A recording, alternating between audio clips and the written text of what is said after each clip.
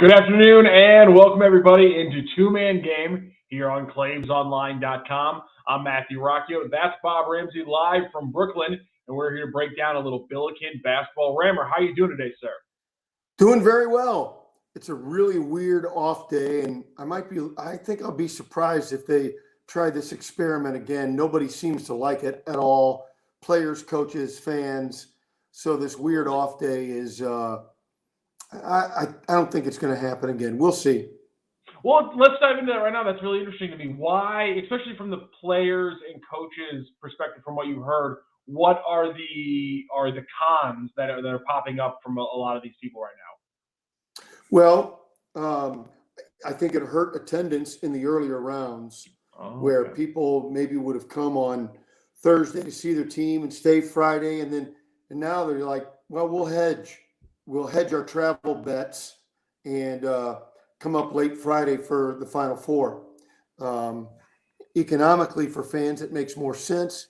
Everything in New York is so damn expensive that if you can save a day, you'll do it. Yeah, I feel that. Okay, that makes a lot of sense. I wondered if the players and the coaches would like, especially, St. Louis getting a chance to, cool everything down after a big win and get another look at VCU and get another practice or walkthrough in today. I figured they would at least appreciate that.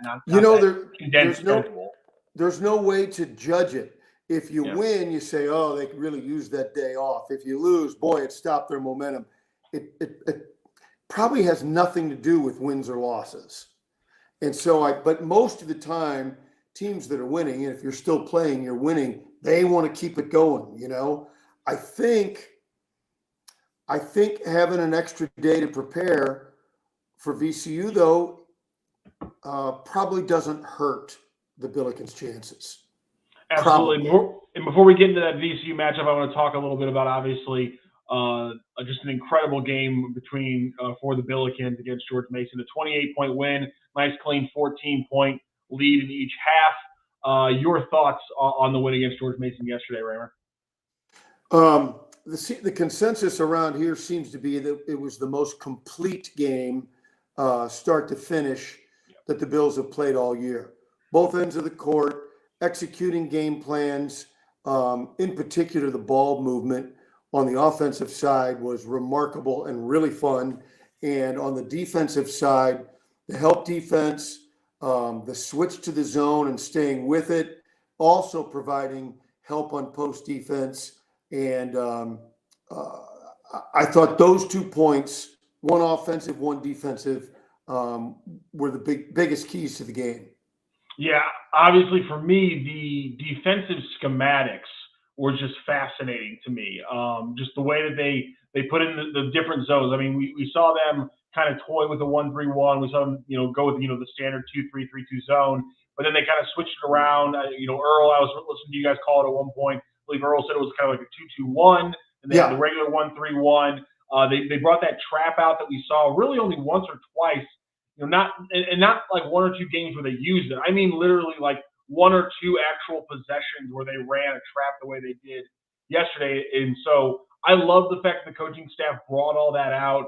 I thought that was a fascinating way to attack George Mason. I loved seeing the changes from them. And then obviously just how clean the entire offense looked for the most part. It's impressive that you're able to score like that when Perkins isn't as involved early. But when you get Larry Hughes Jr., you get Sincere Parker giving you that boost. Yep. When you kind of were a little bit slow out of the gate, that was absolutely amazing. And again, my thoughts about the George Mason matchup came down to the fact that Okoro and Forrester and their confidence is in a completely different place than it was the last time they matched up. And I think we saw that in how they played against Adoro. Ojiako has a couple nice plays, just like he did. He's big, he's hard. When you put the ball up pretty high, he's going to go get it. But I really was impressed, and that they really did hit. And that's, I think a big reason why they won. Coro and Forrester, great game. Yeah, and the team aspect of that defense on Adoro was so good because I think there's a level of trust there. I can commit to playing him baseline or playing him high or whatever given defensive posture on a given possession would be, I can be confident in it because I know if he counters, I've got help. Mm-hmm. And when you trust your teammates to be there to help, the confidence just goes through the roof. Yeah, it was a special game. Quick question, Rammer, as we transfer here from the big win against George Mason to the match against VCU. Your eyes keep going up. What game are you watching? What game's Watching on Missouri. behind you? Okay, me Yeah, too. 65-65, by the way, between Tennessee and Missouri. This has been an absolutely fascinating game for the Missouri Tigers. So I'll react when something happens here in about 4.5 minutes. But let's talk about VCU and the Billikens because, well, we just recently saw this game not too long ago, just the second game before the conference tournament started. Obviously, the big storyline there was the great first half that did not carry over to the second half. After seeing the most complete game by the Billikens in the entire season, your thoughts right off the bat going into this VCU matchup for the second time this season? Well, so you'd like to think that players see what the result is if you stay committed to the game plan, that if the effort continues to come, it's not just coaches telling you it'll be great. You've seen it right in front of you and a day ago, or in this case, it'll be 2 days ago. At practice today, I like the game plan. I won't reveal it. But I tell you, Ace Baldwin is such a handful. He beat the Billikens with offense in St. Louis. He beat the Billikens with defense in Richmond. It shows you why he's the player of the year in the league. He'll do whatever it takes, and he can do whatever it takes to win. Really a truly remarkable player. I watched VCU play yesterday. I got to tell you, Rocc, they put on a defensive clinic. They did everything right defensively. And the number one thing about that is the team commitment and buy-in to the game plan defensively. Just their coach's dream because of what they give you defensively, how they execute, and that they're all committed to execution of that game plan. Yeah, it sounds exactly like how we would break down what we need to see from the Billikens to slow down VCU. And I do think this game's probably going to be more of a defensive game from the get-go than the matchup was between the Billikens and VCU just a week 2 weeks ago. I feel like this is just going to be a slower game. They're going to try to slow it down from the get-go. That one was, the pace of that game was ridiculous right off the bat. I would be shocked if VCU lets that happen again right off the get-go, and that could go really strongly in their favor. Go back to the first meeting. The Billikens really didn't play bad. They just had no answer for Baldwin. They just couldn't stop it. So then they did a really good job on him in the game at Richmond. But go back and look at the numbers. They're so alarming. They're almost nauseating. You don't believe them. Between Yuri Collins and Gibson Jimerson, you had 13 turnovers and 20 for the team. The Billikens and most teams can't win that way. No. Some teams can if they're unbelievably efficient and do other things well. Billikens can't win, certainly can't beat VCU with 20 turnovers.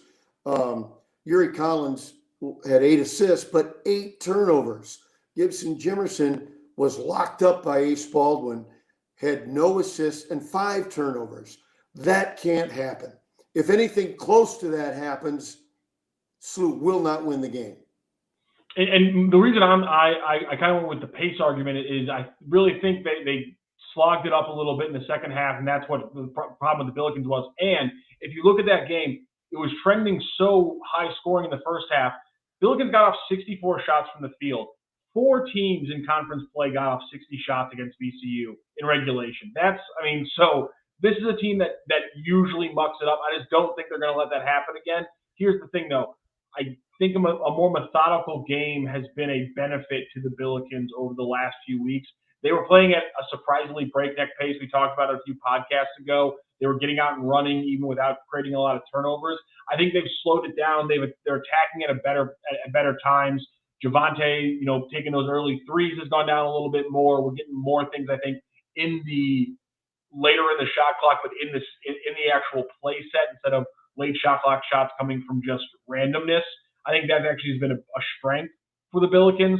So again, it numbers wise, it doesn't go in their favor, but stylistically, I think it might be able to. Well, two things on that. The first one is, and I know what you mean, so just so the viewer listener doesn't confuse it, you're not trying to take the air out of the ball. No. But what you're saying, because the Billikens will not do well if they stand and dribble and stand and watch. That'll be a disaster. That's not what you said. No. I just want our listeners and viewers to be clear on that. What we're seeing when they're playing well the last, 2 weeks is the ball moving. So they shoot with 5 or 8 seconds on the clock, but the ball's never stopped moving, the whole 22 seconds. And that's the difference. The pace relative to the game clock is slower, but the movement of the ball is just as quick as ever. And listen, those heat check threes from Sincere Parker, Javante Perkins, when they're trailing, they love them. Listen, in a heat check moment where you're about to break the other team, when you're up by 5 and you take it, that's fine. My problem with them is the situational moments where they take it where they're down by 5. And that's something the Billikens talked about when they had that really bad break of games there, when everyone was really getting down. The Fordham, VCU, Dayton loss. Yeah. That moment when people were getting down, a big thing players kept talking about was how they were hurting themselves defensively because of bad offense and bad shot selection. And I really think they have fixed that. I think that's why we saw them go, on a little bit more consistent run there. Obviously, the losses, both of them in Richmond and VCU, weren't great, but we saw more consistency from those teams. Like you said, the loss against VCU, they didn't play that bad. They just let it slip away in the second half. So it's all about continuing what we've seen the last 2 weeks, and also just if they have anything from last night, the extra stuff from a Larry or a Sincere early, that just completely changes the outcome of these games. The box score looks completely different when one of those guys pops. And so it's a little bit of a risk, it's a little bit of a variable, but knowing that it's there and seeing that it's hit lately more often than not has to give you a little bit of confidence. A couple other things too, as we get into the minutia of it, but it all matters, I think, and that is trying to win the rebound battle against VCU has been very difficult. The Billikens got to do that on the defensive end, because that leads to what you alluded to, runouts and pace. They don't have to have a ton of them, but they got to be efficient and score off the defensive rebounds and runouts. That's really critical. We talked about Jimerson and Yuri Collins. A couple other things. Terrence Hargrove has played 2 really good games against VCU. Something about that speed, the quickness, the matchup with his buddy Nick Kern. I think all those things play into Terrence Hargrove Jr. playing well. And then a guy who's done nothing in the 2 games against them. If you could get even a little burst from Sincere Parker, he has not been able to get involved in the 2 VCU games. If you get something from him, and you mentioned Larry, man, if those 2 guys can step up just for moments in the game on Saturday, I think that'll be huge. Yeah, and the rebound battle was actually one of the things they did well against VCU. In their last matchup, it was 33-33, 10 offensive rebounds for the Billikens, just 5 for VCU. In their first matchup, it was pretty much the same, 30 rebounds to 31. So they rebounded well. And Terrence Hargrove, especially in that second game, was a big part of that, not so much in the first. But my big thing is going to come down to Rammer. You watched something special, something honestly incredible yesterday by watching the VCU Davidson game. And that was that Davidson took more free throws than VCU, which by my count has happened twice in conference play and under double digits. I think 8, maybe 7 times total this season that the other team had more free throws than VCU. I don't know what it is. It's insane. It's been anomalous the entire season. Their free throw rate the entire year has been 7 or 8% higher than the next closest team, while the rest of the league is then bunched up within 7 or 8% themselves. It's ridiculous. It did not continue in game one of the conference tournament. So maybe the anomaly finally breaks the other way against VCU. And if it does, that could be a huge factor in the game tomorrow. The Billikens, in their last game against VCU, lost the free throw battle by 12 attempts and 11 makes, or excuse me, 11 makes and 12 attempts. In the first game, they lost it by 10 attempts and 10 makes. So, I mean, that has been a huge factor in these games. Which is ridiculous. And in any way you look at it, but what VCU does on offense is they get those drives, hard, physical, athletic drives to the basket. What you got to do is not let them get that momentum and try to stop it before. I mean, obviously, try and stop it before they get there, but it's hard to do. So are you going to immediately switch on all the screens? That goes into the defensive game plan.